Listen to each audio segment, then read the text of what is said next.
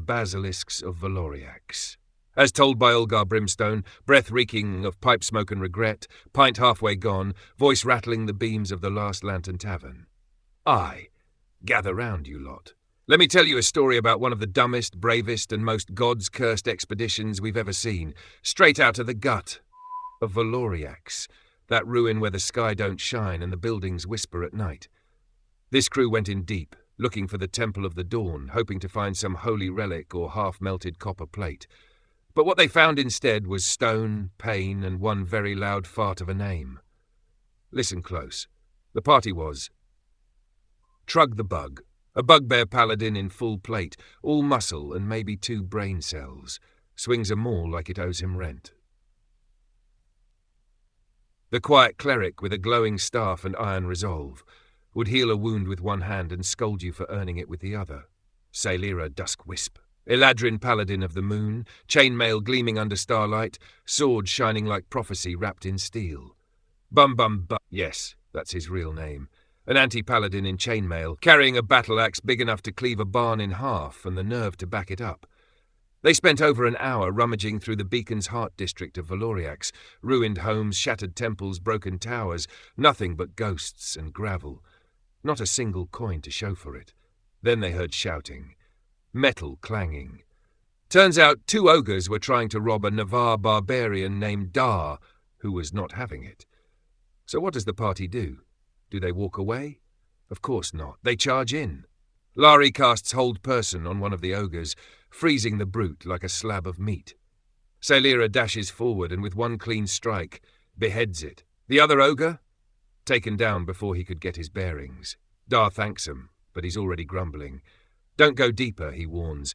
What lies ahead isn't worth your lives. But we all know how well adventurers take advice, so onward they march.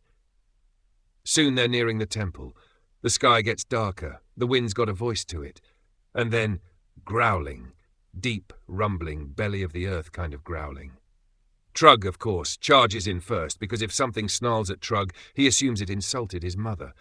He finds himself facing not 1 but 2 greater basilisks, giant, slithering, stone-eyed nightmares. Bum charges in right behind, roaring, axe ready. Sailira holds back, loosing arrows, blade still glowing. Lari steps up, casting spells Radiant Fire and Divine Flame, but then something's off. Dar doesn't follow. He stands back and shouts, "You fools! Leave those beasts alone, they'll kill you." Lari shouts back, "Stand firm, we can win this."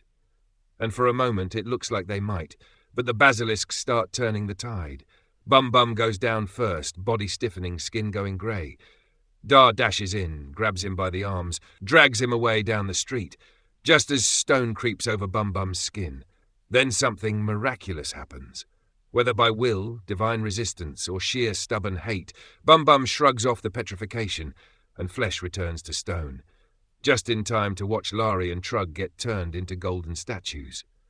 Sailira runs for them, but the basilisk gives chase. Bum dives into a nearby building and hides, breath held, watching. Sailira and Dar fight one together, but it's too much. Sailira's struck hard, knocked unconscious in the dirt. Dar sees the fight's lost and jumps through a window, vanishing from sight. The basilisk surrounds Sailira, and then the gods intervene. She wakes, barely. Just as the creature leans in to devour her, she misty steps out, gasping, bloodied, but alive. She runs, and Bum calls out from the shadows, "In here! Hide!" She stumbles into the ruined building. Together they drag the stone forms of Trug and Lari inside, cover them with rubble and tarps, anything to make them less obvious to the hunting monsters. Outside, the basilisks prowl, but they lose interest. And when the night grows quiet, Bum and Sailira limp back to town, statues in tow. No relics, no glory. Just a wake-up call made of fangs and gold skin. And what's the cost of all that? 7,500 silver for restorations. And a hard lesson in not ignoring giant snake dogs with death eyes.